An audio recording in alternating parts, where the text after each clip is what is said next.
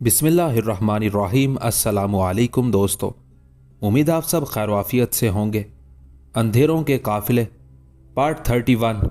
जंगल में कोई रात ऐसी नहीं गुजरी जब सरदार नरसिंगा और अमरपाली ने कामरान को याद ना किया हो। एक दिन अमरपाली ने बड़े जज्बाती लहजे में अपने शोहर से कहा, सरदार, ठाकुर को गए हुए बहुत दिन हो गए हैं, मगर वो एक बार भी हमसे मिलने नहीं आया। पता नहीं किस हाल में है। नरसिंगा कामरान का जिक्र सुनकर उदास हो गया। मुझे भी बहुत याद आता है ठाकुर, मगर क्या करूं, वो मुझे मजबूर कर गया है कि मेरा कोई आदमी उसके घर तक पहुंचने की कोशिश ना करे। अमरपाली ने जिद करते हुए कहा, हमारा फर्ज है कि हम उसकी खबरगिरी करें। आखिर एक दिन मजबूर होकर नरसिंगा ने अपने दो बूढ़े कजाकों को गदागरों के लिबास में शुजाउद्दीन कामरान के घर की तरफ भेजा। कजाक बहुत देर तक दरवाजे पर खड़े सदाएं देते रहे, मगर कोई भी बाहर नहीं आया। यहां तक के मोहल्लेदारों ने तंग आकर कहा, यहां से तुम्हें क्या भीख मिलेगी, मकान का मालिक खुद चोरी के जुर्म में सजा काट रहा है। जब बूढ़े कजाकों ने अपने सरदार को यह वाकया सुनाया तो वो गुस्से से पागल हो गया। उसने फौरन अपने आदमियों के जरिए कृष्ण राव को जंगल में तलब किया। ठाकुर, कहीं ये तेरी शरारत तो नहीं? कृष्ण राव ने कस्में खाकर नरसिंगा को यकीन दिलाया कि उसने ठाकुर के खिलाफ कोई साजिश नहीं की। फिर कृष्ण राव ने बहुत ज्यादा बढ़ा चढ़ाकर कामरान की चोरी का वाकया सुनाया। नरसिंगा ने कृष्ण राव को झड़क दिया और चीख कर कहा, जब तक मैं खुद तहकीक ना कर लूं उस वक्त तक तुझे मेरे पास रहना पड़ेगा। फिर कई दिन की दौड़ धूप और मकामी लोगों से पूछ के बाद नरसिंगा के मुखबिरों ने बताया कि वाकईतन कामरान एक पेशावर चोर था। नरसिंगा ने कृष्ण राव को छोड़ दिया, मगर वो बार बार यही कहता रहा कि सारी दुनिया झूठ बोलती है, ठाकुर चोरी नहीं कर सकता। फिर तन्हाई में अमरपाली को मुखातिब करके नरसिंगा ने कहा, ठाकुर ने मेरा एहसान गवारा नहीं किया और मुझे शिकस्त देकर कैद खाने के अंधेरों में चला गया। मैं उसकी मदद को जरूर पहुंचूं। अगर खुले मैदान में मुकाबला होता तो नरसिंगा ठाकुर को छुड़ाने के लिए अपनी जान की बाजी भी लगा देता। नरसिंगा पागल हो रहा था, लेकिन अमरपाली ने यह कहकर उसे तरगीब दी, चंद दिनों की कैद है, जब ठाकुर अंधेरों से बाहर आएगा तो फिर सही सूरत हाल वाजे होगी कि उसके साथ ये हादसा कैसे पेश आया है। नरसिंगा संभल गया, मगर एक ही बात कहता रहा, वक्त किसके रोके रुका है अमरपाली, मगर नरसिंगा पर एक पल भारी गुजरेगा। और कायम खान की जिंदगी का एक एक लम्हा नए मंसूबों की तश्कील में गुजर रहा था। कई माह तक वो कामरान के नाम पर साथियों का इंतजार करता रहा कि शायद किसी रात साधुनुमा कजाक उसकी हवेली का रुख करे, मगर अमीर तुगरल के सिपाहियों का पहरा बहुत सख्त था। फिर जब कई माह तक मुकम्मल खामोशी रही तो कायम खान को यकीन आ गया कि उसे कई बरसों के लिए कामरान की फितना गर्दी से निजात हासिल हो चुकी है। अब वो किसी नई फतह का ख्वाब देख रहा था। इस दौरान अमीर तुगरल और कायम खान के रिश्तों में बज़ाहिर बहुत गहराई आ गई थी, लेकिन दोनों सियासी खिलाड़ी थे, अपने अपने मफादात की खातिर चालें चल रहे थे। यहां तक कि तुगरल ने कायम खान के कमजोर पहलू से फायदा उठाते हुए उस पर गलबा हासिल कर लिया। कामरान के सिलसिले में कायम खान मुजरिम था और अमीर तुगरल उसके जुर्म का राजदार। कायम खान अपने जुर्म की पर्दापोशी के लिए बड़े पुरतकल्लुफ अंदाज में कैफो निशात की महफिलें आरास्ता करता रहा और अमीर तुगरल मेहमान खसूसी की मसनद पर बैठकर अपने आप को फरमा रवाए हिंद समझता रहा।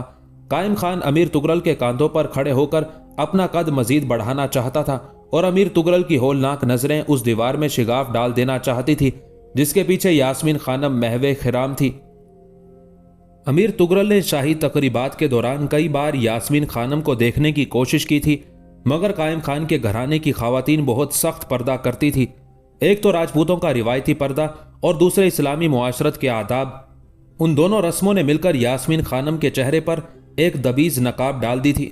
फिर भी अमीर तुगरल ने दरबारी कनीजों के जरिए इतना जरूर मालूम कर लिया था कि यास्मीन खानम होशरुबा हुस्न रखने वाली एक सीमी बदन दोशीज़ा है। अमीर तुगरल जैसे ओबाश इंसान के लिए कनीजों की फराहम करदा इतलात बड़ी जानलेवा थी। आखिर एक दिन वो अपने हवास में ना रह सका। उसने शदीद बेसब्री का मुजाहिरा करते हुए अपने एक साथी अमीर से कहा, कायम खान को समझाओ कि उसकी बेटी यास्मीन खानम के लिए अमीर तुगरल से बेहतर कोई दूसरा रिश्ता मौजूद नहीं है। सुल्तान नासिरुद्दीन महमूद का एक दरबारी अमीर जरताश अपने दोस्त तुगरल की शादी का पैगाम लेकर कायम खान के पास पहुंचा था। कायम खान ने बगौर अमीर जरताश की तरफ देखा। उसके चेहरे पर शदीद हैरत के आसार नुमाया थे।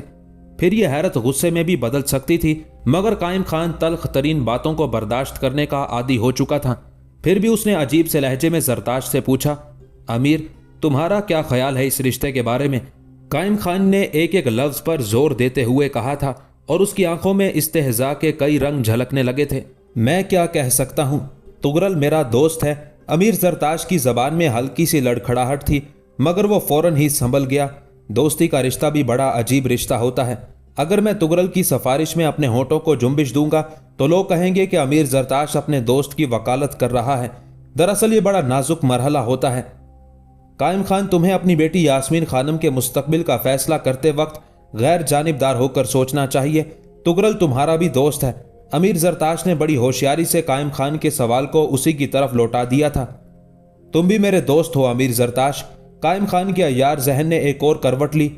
अगरचे जरताश से सिर्फ उसकी शनासाई थी, लेकिन कायम खान ने उस मौके को गनीमत जानते हुए दरबार सुल्तानी के एक और ताकतवर अमीर को अपने हल्के में समेटने की कोशिश की। बेशक मैं भी तुम्हारा दोस्त हूं, अमीर जरताश ने तकल्लुफ से काम लेते हुए कहा, मगर यास्मीन खानम सिर्फ तुम्हारी बेटी है। जरताश ने एक बार फिर अपना दामन छुड़ाने के लिए एक माकूल उज़र तराश लिया। नहीं, वो तुम्हारी भी बेटी है। कायम खान ने रस्मी अल्फाज का एक और जाल बिछा दिया। इस रिश्ते से तुम भी मेरी रहनुमाई करने का हक रखते हो। नहीं कायम खान, मैं कुछ नहीं कह सकता। अमीर जरताश ने बड़ी बेबाकी के साथ इनकार कर दिया। और जहां तक अमीर तुगरल की शख्सियत का ताल्लुक है तो वह दरबार सुल्तानी में बड़ी रसाई रखता है। अगर तुम इसे दोस्त की वकालत ना समझो तो मैं बरमला इस हकीकत का इजहार कर सकता हूं कि अमीर तुगरल से वही लोग खानदानी रिश्ता कायम कर सकते हैं जो पैदाइशी तौर पर खुशनसीब होते हैं। तुगरल हर एक की तरफ मुतवज्जे नहीं होता। दिल्ली और हिंदुस्तान के दूसरे शहरों में बड़े बड़े नामवर खानदान बसते हैं, मगर तुगरल उनकी तरफ आंख उठाकर भी नहीं देखता। अमीर जरताश ने जिस तरह अपने दोस्त तुगरल की वकालत की थी, कायम खान सियासत का यह अंदाज देखकर हैरान रह गया था। फिर उसने एक लम्हा जाया किए बगैर नई करवट ली। मैं अमीर तुगरल के असरो रसूख और खानदानी वजाहत से इनकार नहीं करता। कायम खान ने बड़ी जहानत के साथ एक ही जुमले में झूठ और सच दोनों शामिल कर दिए थे। झूठ यह था कि तुगरल खानदानी वजाहत से यकसर महरूम था। अहले दुनिया के नज़दीक शहनशाहियत का एजाज़ हासिल करने के बाद गुलाम गुलाम ही रहता है, और सच ये था कि अमीर तुगरल गयासुद्दीन बलबन की गुलामी के सबब दरबार सुल्तानी में एक खास मकाम रखता था। फिर तुम इस रिश्ते को कबूल करने में हिचकिचा क्यों रहे हो?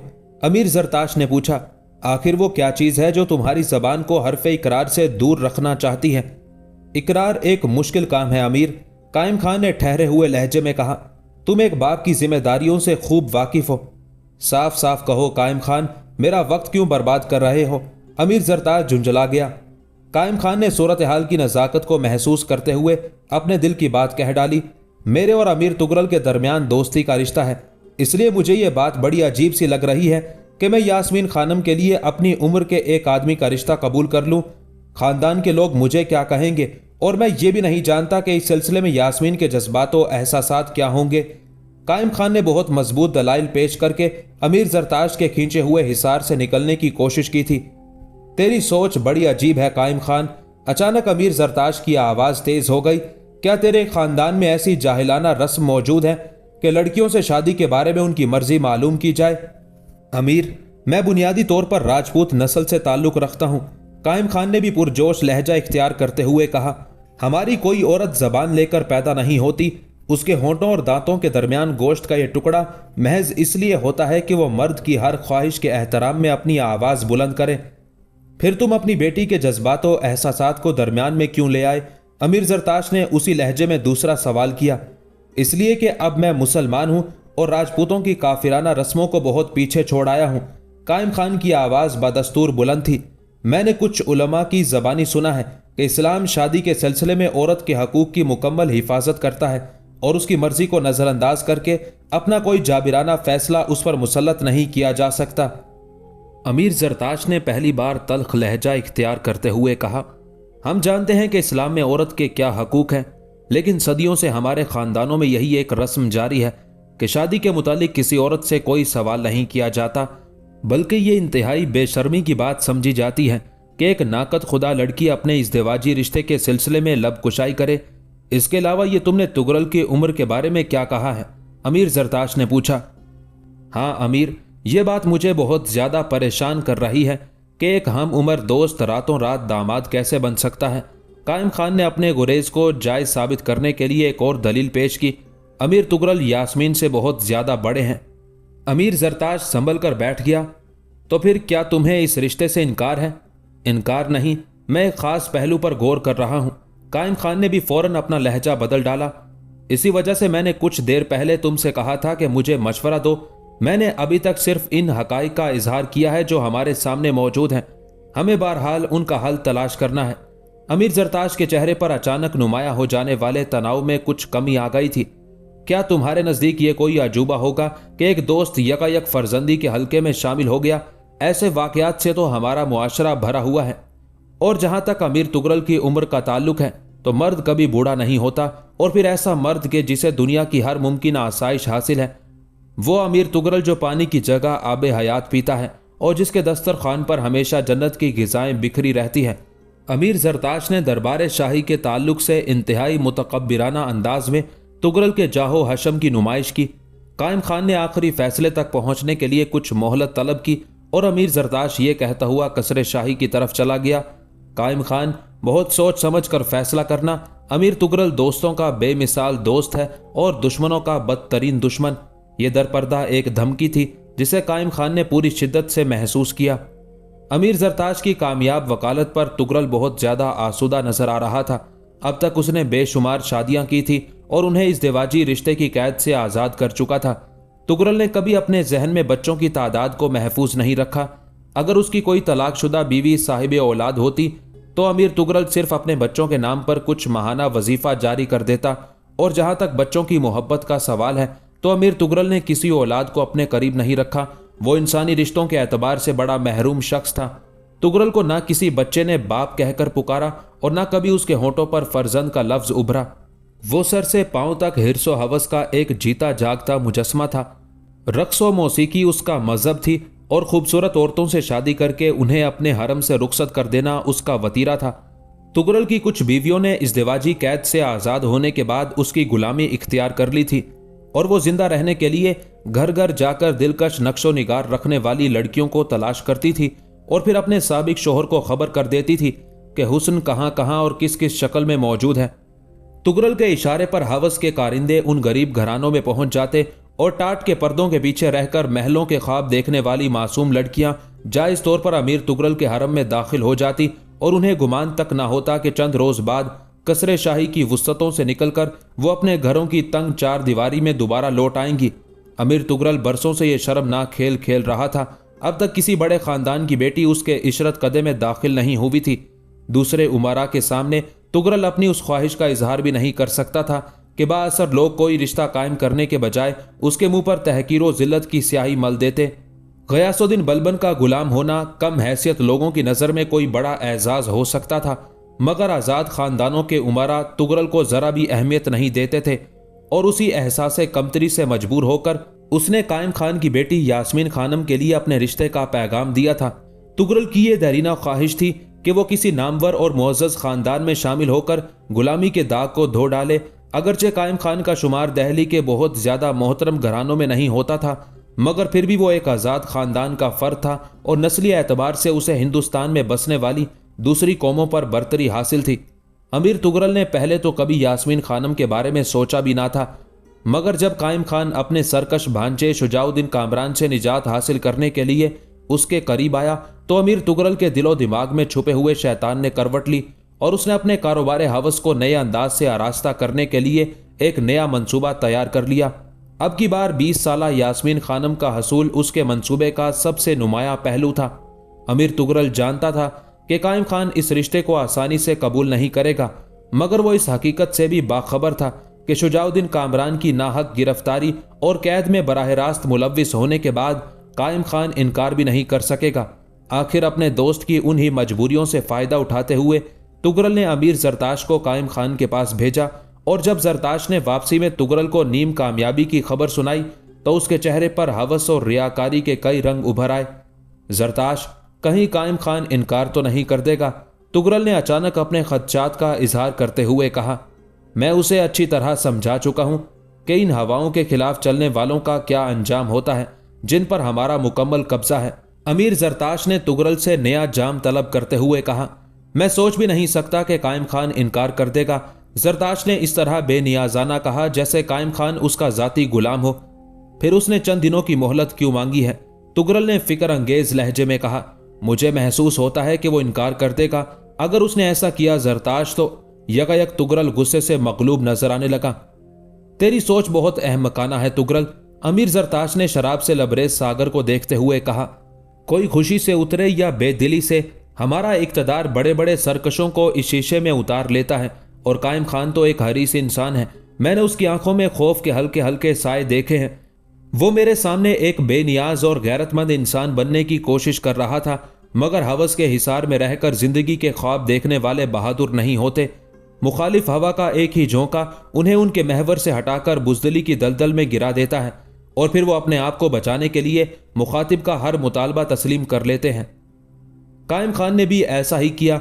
अमीर जरताश के जाते ही कायम खान ने अपनी बीवी से बड़े राजदाराना लहजे में कहा, हमारे ख्वाबों की ताबीर तो नजर आई है, मगर ज्यादा दिलकश और वाज़े नहीं। कायम खान ने यास्मीन खानम की मां को अमीर जरताश की आमद के बारे में सारी तफसीलात बता दी और सवालिया नजरों से बीवी की तरफ देखने लगा। यास्मीन खानम की मां जरताज खानम कुछ देर तक शोहर के सामने तस्वीर हैरत बनी बैठी रही और फिर इंतहाई गजबनाक लहजे में बोली, वो गुलामजादा आज इस काबिल हो गया कि हमारी बेटी का हाथ मांगने लगा। आहिस्ता बोलो, कायम खान ने बीवी को तनबीह करते हुए कहा। वो गुलामजादा जरूर है, मगर मुझे उसका मुस्तकबिल शाहों की तरह रोशन नजर आता है। कायम खान ने अमीर तुगरल की हिमायत की। ये आप कह रहे हैं? जरताज खानम की आवाज धीमी थी, मगर माथे पर कई शिकने नुमाया थी। हाँ, ये मेरे अल्फाज हैं, कायम खान ने पुरएतमाद लहजे में कहा। वो किस तरह? जरताज खानम की आवाज सर्द पड़ने लगी।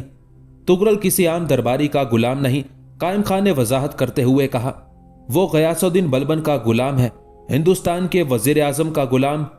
और गयासुद्दीन बलबन वो शख्स है कि जिसकी जुम्बिश चश्म पर सुल्तान नासिरुद्दीन महमूद का पूरा इक्तदार रक्स कर रहा है। जरताज खानम के चेहरे पर उभरने वाले गुस्से के तमाम आसार एक एक करके मिट गए, मगर उसकी आंखों में बैक वक्त कई सवाल अंगड़ाइयां लेने लगे थे। हमें इससे क्या फायदा पहुंचेगा कि तुगरल गयासुद्दीन का गुलाम है? अब जरताज खानम के सोचने का अंदाज बदल चुका था। जब किसी आका को माली फायदे पहुंचते हैं तो उसके गुलाम भी फैजियाब होते हैं। कायम खान ने सीधी सादी मंतिक पेश करते हुए कहा, दौलत की बारिश होती है तो घर के जानवर भी आसाइशों के पानी में नहा जाते हैं, और फिर तुगरल तो इंसान है, गयासुद्दीन का चहीता गुलाम है। उसकी अंगूठी का एक हीरा भी हमारी तमाम जायदाद से ज्यादा कीमती है। जाहिरी मालो असबाब में हमारा उसका कोई मुकाबला नहीं। दरबार सुल्तानी में भी वो हमसे ज्यादा बाअसर है। बस उसके लिबास पर गुलामी का एक दाग है जो आम इंसानों को नजर नहीं आता। अपने खानदान में सिर्फ मैं इस राज से बाखबर हूं। तुगरल किसी आजाद खानदान का फर्द नहीं। लोग तो उसे नस्ल शाही का एक मुअज़्ज़ज़ रुकन समझते हैं। अगर तुम गुलामी की बात करती हो तो फिर शमसुद्दीन अल्तमश भी गुलाम था, और उसी के गुलाम बेटे नासिरुद्दीन महमूद के दरबार में अपने नसब नामों पर गरूर करने वाले सजदा रेज नजर आते हैं।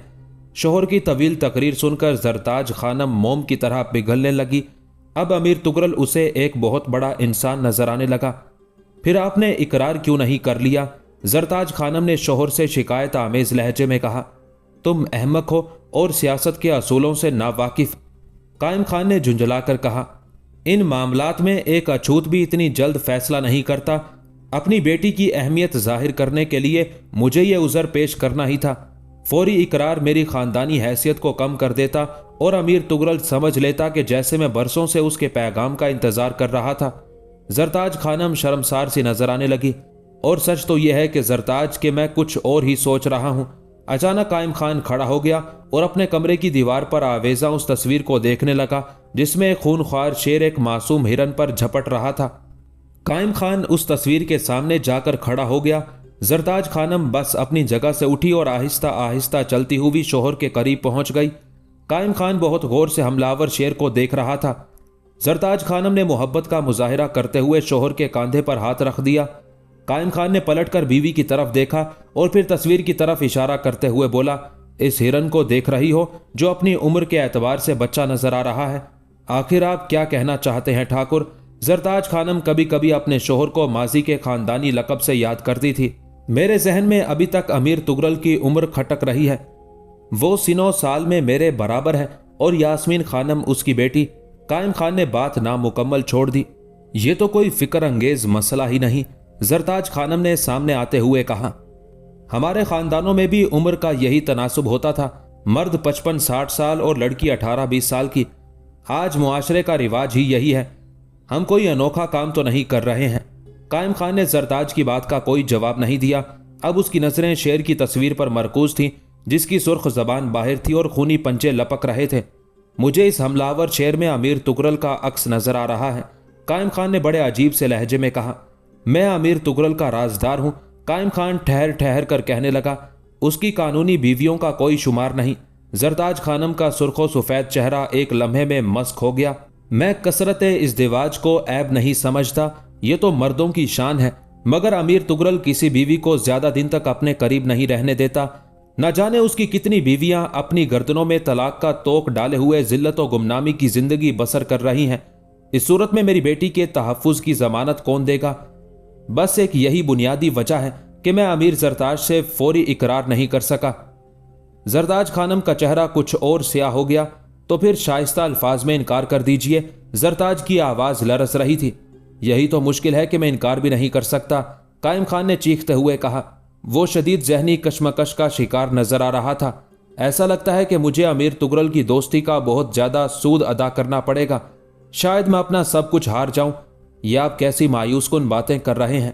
जरताज खानम ने शोहर को हौसला देते हुए कहा। मैं इसलिए इनकार नहीं कर सकता कि अमीर जरताश इंतहाई तहकीर आमेज लहजे में धमकी देकर गया है। कायम खान का लहजा बहुत शिकस्ता नजर आ रहा था। तो क्या आप उसके अल्फाज से मरूब हो गए? जरताज खानम ने ऊंची आवाज में कहा। हाँ जरताज, मैं एक बहुत कमजोर इंसान हूं। कायम खान की शिकस्तगी बढ़ती ही जा रही थी। एक मुझी पर क्या मुनहसिर है। तमाम मकामी लोगों के दस्तों पा कट चुके हैं और जबानें मफलूज हो गई हैं। ताकत के जखायर गैर मकामी लोगों के कब्जे में है और ताकत ही यहाँ का कानून है। अगर अमीर तुगरल तशद्दुद के इस्तेमाल की धमकी देता है तो आप दरबार सुल्तानी से इंसाफ मांग सकते हैं। जरताज खानम ने सादा दिल औरतों की तरह शोहर को समझाने की कोशिश की। वो शख्स सुल्तान से क्या इंसाफ मांगेगा जो खुद आज तक नाइंसाफियों की डगर पर चलता रहा है? कायम खान ने बीवी के सामने अपनी बदउनवानियों का एतराफ करते हुए कहा। शुजाउद्दीन कामरान मुजरिम नहीं था, मगर मैंने अमीर तुगरल की मदद से उसे एक तवील मुद्दत के लिए जिंदान के अंधेरों में पहुंचा दिया। अमीर तुगरल मेरे उस जुर्म से वाकिफ है और शायद उसी कमजोरी का सहारा लेकर उसने मुझे धमकी दी है। फिर जरताज खानम का पूरा वजूद एक अजियतनाक सवाल बनकर रह गया। मैं अमीर तुगरल का मुतालबा मानने के लिए तैयार हूं, अगर मुझे कोई ये जमानत दे दे कि मेरी बेटी का मुस्तकबिल महफूज रहेगा, कायम खान ने थके हुए लहजे में कहा। जरताज खानम के पास उस सवाल का कोई जवाब नहीं था। पहले तुम यास्मीन की मर्जी तो मालूम करो, फिर इस मसले पर भी कोई हल निकल आएगा। यह कहकर कायम खान ने शराब की सुराही अपने सामने रखी और जरताज खानम खामोशी से सागर भर भर के शोहर को पेश करती रही। जब कायम खान के चीखते हुए आसाब पुरसकून हो गए तो उसके होंठों की गुमशुदा मुस्कुराहट भी लौट आई। अब तुम जाओ जरताज, दुनिया में ऐसा कोई सवाल नहीं जिसका जवाब कायम खान के जहन की गिरफ्त से महफूज रह सके। जरताज खानम सैकड़ों अंदेशों के हजूम में घिरी हुई यास्मीन के कमरे की तरफ चली गई। फिर जब जरताज खानम ने यास्मीन की चंद राजदार सहेलियों के जरिए उस तक अमीर तुगरल का पैगाम पहुंचाया तो वो कुछ देर के लिए गहरी सोच में डूब गई। फिर उसने अपनी सहेलियों से पूछा, इस मामले में मेरे माँ बाप की सोच क्या है?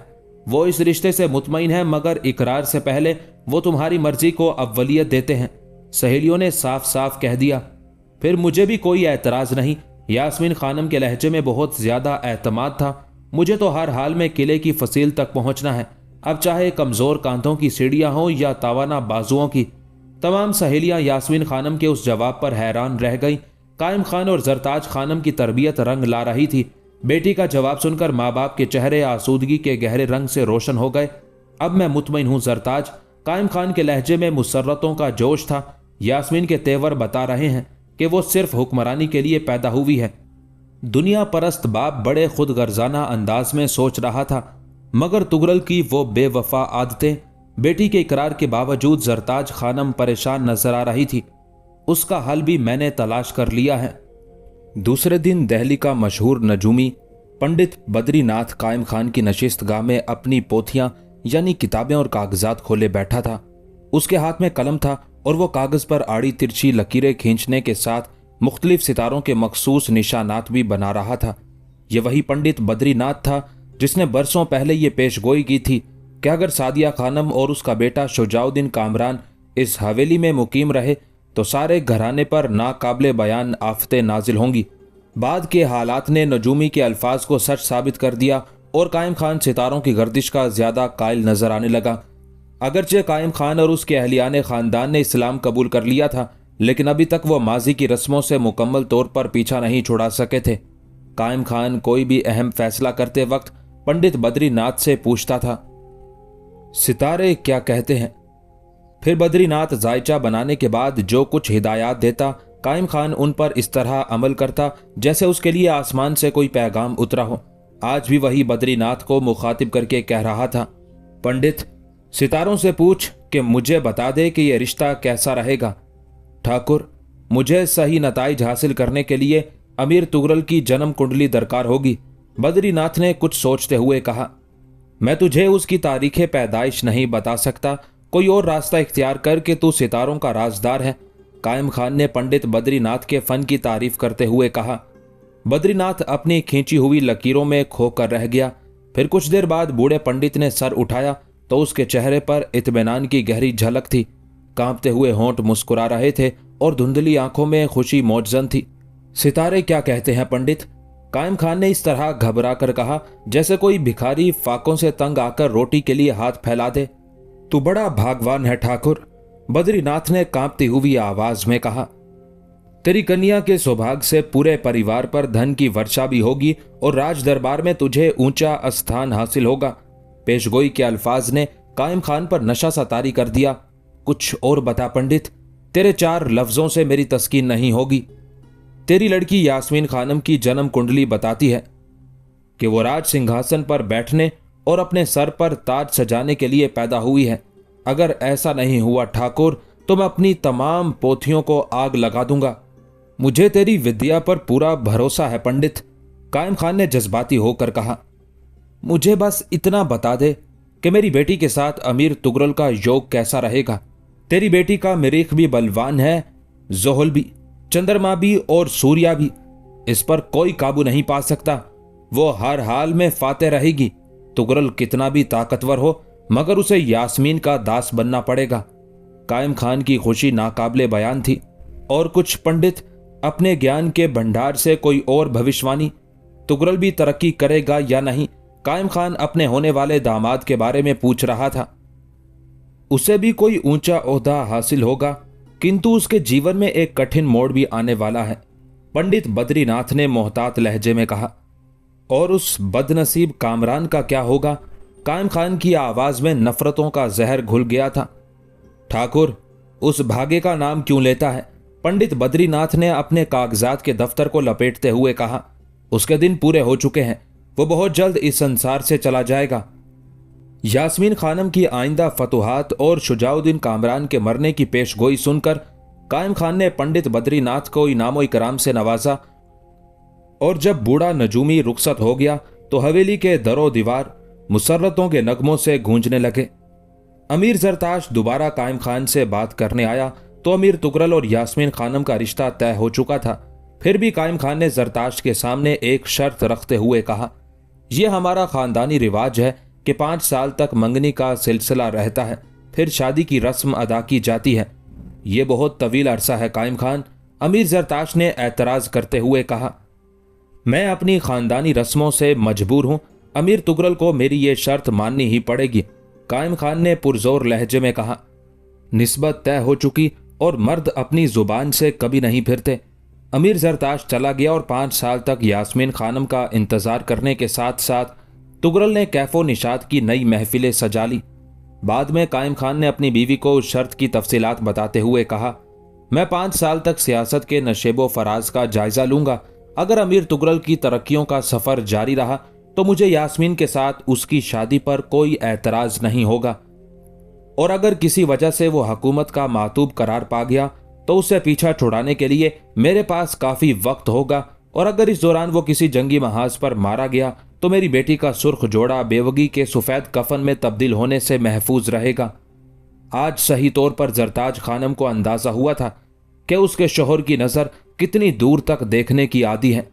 इस अरसे में हिंदुस्तान के इक़्तिदार पर उलो खान यानी गयासुद्दीन बलबन के इक़्तिदार की गिरफ्त ज़्यादा मजबूत हो गई। उसके साथ ही अमीर तुगरल के ओहदे में भी इजाफा हुआ और अब वो दरबारी उमरा की सफ़ में मजीद नुमाया नजर आने लगा। कायम खान बहुत खुश था कि पंडित बद्रीनाथ की पेशगोइयाँ ज़मीन पर जाहिर होने लगी थी। सरदार नरसिंगा और अमरपाली कामरान की कैद से छूटने का इंतजार कर रहे थे और कामरान गर्म हवाओं के थपेड़े खाते खाते किसी दरख्त की तरह सूखता जा रहा था। वो सुबह से शाम तक सादिया खानम की राह देखता रहता, मगर आने वाला किस तरह आता कि पैरों में जबर की जंजीरें थी और रास्ता तशद्दुद के कांटों से भरा हुआ। सादिया खानम ने सुल्तान नासिरुद्दीन महमूद तक पहुंचने की बहुत कोशिश की, मगर अमीर तुगरल का आहनी हिसार एक गमजदा औरत की हड्डियों से ज्यादा मजबूत था। कुछ दिन तक सर टकराती रही, फिर लहू लुहान होकर अपने खंडर की तरफ लौट गई। इस भरी दुनिया में सिर्फ काजी इमाद की बेवा सादिया खानम की गम गुसार थी, मगर एक दिन उस बेवा ने भी कफन पहन लिया। काजी इमाद की बेवा ने मरते वक्त सादिया खानम से कहा था, तुम्हारे साथ इंसाफ जरूर होगा, मुझे और मेरे शोहर को माफ कर देना कि हम दोनों तुम्हारे मुजरिम हैं। काजी इमाद की बेवा के मरते ही सादिया खानम एक बार फिर तन्हा रह गई। अब कोई झूठी तसल्लियां देने वाला भी बाकी नहीं रहा था। गर्दिशें रोजो शब जारी रही, यहाँ तक कि 5 साल गुजर गए। अमीर तुगरल इंतजार की मुद्दत खत्म हो जाने पर बहुत खुश था कि अचानक सुल्तान नासिरुद्दीन महमूद का इंतकाल हो गया। अक्सर लोगों का ख्याल था कि सुल्तान फितरी मौत मरा है, लेकिन बाज लोग सरगोशियों में ये भी कह रहे थे कि गयासुद्दीन बलबन ने नासिरुद्दीन महमूद को जहर देकर अपने रास्ते का सबसे भारी पत्थर हटा दिया है।